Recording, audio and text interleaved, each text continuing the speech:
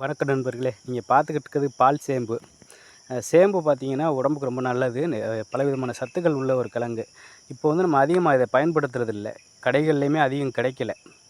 கேரளாவில் மட்டும்தான் இதை அதிகமாக பயன்படுத்துகிறாங்க. தமிழ்நாட்டில் அதிகமாக புழக்கத்தில் இல்லை. இதோட நன்மைகள் மக்களுக்கு தெரியலைங்கிறது தான் காரணம். இப்போ நரம்பு மண்டலத்துக்கெல்லாம் அது ரொம்ப நல்லது. சேப்பங்கிழங்கு கண் பார்வைக்கு ரொம்ப நல்லது.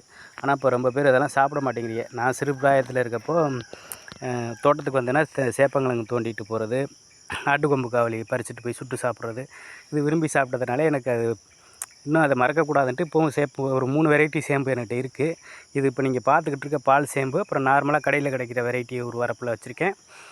சிகப்பு தண்டு சேம்பு ஒரு 2 இடத்துல இருக்குது. வாங்க சிகப்பு தண்டு சேம்பு காட்டுறேன்.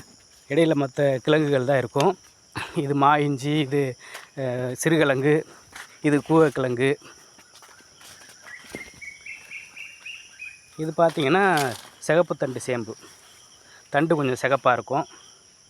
நன்றி நண்பர்களே.